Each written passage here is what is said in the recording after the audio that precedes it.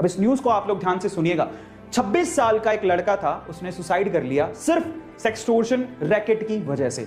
Online उसके साथ एक फ्रॉड हुआ, हम लोग उसको फ्रॉड ही कह सकते हैं। उससे सेक्सटोर्शन, सेक्स की यानी इंटीमेसी की वजह से कुछ वीडियोस कैप्चर हो गई और उसके बाद उससे फिरौती मांगी गई और फाइनली ये बात इतनी ज्यादा बढ़ गई कि उस लड़के ने सुसाइड कर लिया।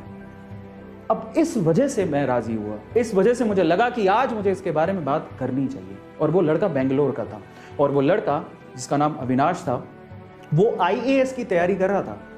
अचानक से क्या होता है, उसे फेसबुक पे एक रिक्वेस्ट आती है नेहा नाम की लड़की की, ठीक है, आप नाम पे मत जाइएगा, बट धीरे धीरे रिक्वेस्ट आती है, बातें होने लगती हैं। उसे नहीं पता था कि जो लड़की की रिक्वेस्ट आ रही है उसके पीछे एक रैकेट काम कर रहा है। धीरे धीरे बातें होने लगती हैं, बातें और बढ़ने लगती हैं, धीरे धीरे और क्लोज आने लगते हैं। एक वक्त ऐसा आता है कि वो लड़की बेंगलोर की नहीं थी, समझ रहे हो, वो कभी मिले नहीं एक दूसरे से, कभी नहीं मिले, वो बेंगलोर की थी ही नहीं, कभी मिले नहीं, सिर्फ मोबाइल पे ही बातें हो रही हैं। धीरे धीरे पर्सनल नंबर शेयर हो गए, फिर धीरे धीरे उन्होंने वीडियो कॉल शुरू किए, वहां से इंटीमेट चीजें शुरू हो गई। और एक वक्त ऐसा आया जब उस लड़की ने इंटीमेट वीडियोस शेयर किए, उस लड़के को बोला कि तुम भी इंटीमेट वीडियो शेयर करो, तो गलती वही हो गई, उस लड़के ने बिलीव कर लिया और उस लड़के ने इंटीमेट वीडियोस, लाइव वीडियोस जो भी था, ऐसे वीडियो कॉल्स किए जिसकी वजह से वो फंस गया। वो वीडियो रिकॉर्ड हो गए। कुछ दिनों बाद वो लड़की गायब और लड़की के पीछे जो रैकेट काम कर रहा था उसने अब उस लड़के को परेशान करना शुरू किया। उसने वो वीडियो फॉरवर्ड किया और कहा कि आपने अगर इतने पैसे हमें नहीं दिए तो हम ये वीडियोस आपकी फैमिली को भेज देंगे या सोशल मीडिया पे डाल देंगे। डर के मारे, क्योंकि हम इसके बारे में बात नहीं करना चाहते, ठीक है, इट्स नॉट एक खाना खाया है, इट्स अबाउट इंटीमेसी शेयर की है, जो कि इंडिया में एक टैबू है, इसके बारे में लोग बात नहीं करते जनरली, ठीक है। सो जब ऐसा कुछ हुआ तो उसे ऐसा लगा कि यार अगर ये चीज पब्लिकली चली गई तो मेरी इज्जत का क्या होगा, घर पे मुझे लोग कैसे देखेंगे, मैं आईएएस की तैयारी करने आया हूं, ठीक है। एक ऐसा केस हुआ, उसने शुरू में पैसे दिए, उस पैसे, अब देखो जब भी आप पैसा देते हो ना तो उनकी भूख और बढ़ जाती है। तो जब उसने पैसे दिए शुरू में तो उन्होंने बोला कि उनका पेट भरा नहीं, उन्होंने कहा हमें और चाहिए, ऐसे करके वो पैसे मांगते गए मांगते गए मांगते गए। वक्त ऐसा आया कि उससे संभला ही नहीं, अब उसके पास पैसे इतने कहां से होते।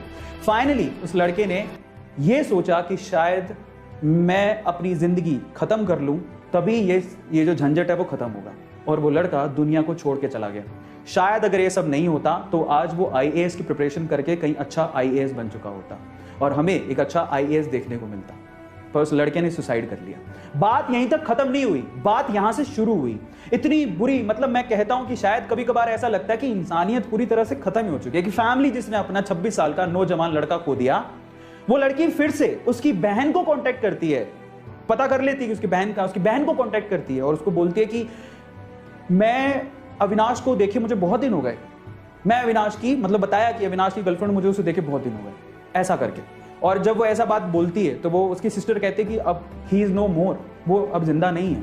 अब देखिए उसके बाद क्या होता है, वही रैकेट वापस से अविनाश की बहन को कॉल करते हैं और उसे कहते हैं कि ऐसा ऐसा है, उसकी वीडियोस हमारे पास है, हमें पैसे चाहिए, नहीं तो वीडियोस हम पब्लिक कर देंगे। अब उसकी बहन थोड़ी समझदार थी, उसने पुलिस को ये केस रेफर किया कि ऐसा ऐसा कुछ हो रहा है मेरे भाई के साथ और मुझे लगता है कि उस सेक्सटोर्शन की वजह से उसकी जान गई है। फाइनली पुलिस ने पूछताछ की, समझ में आया कि वो लड़की एक्चुअली बेंगलोर की थी ही नहीं, वो एक रैकेट चलता था कहीं राजस्थान में दूर, और वहां पे कुछ लोग थे जो उसको बराबर से ब्लैकमेल कर रहे थे और उससे परेशान होकर उसने अपनी जान दे दी। ये पूरा केस था।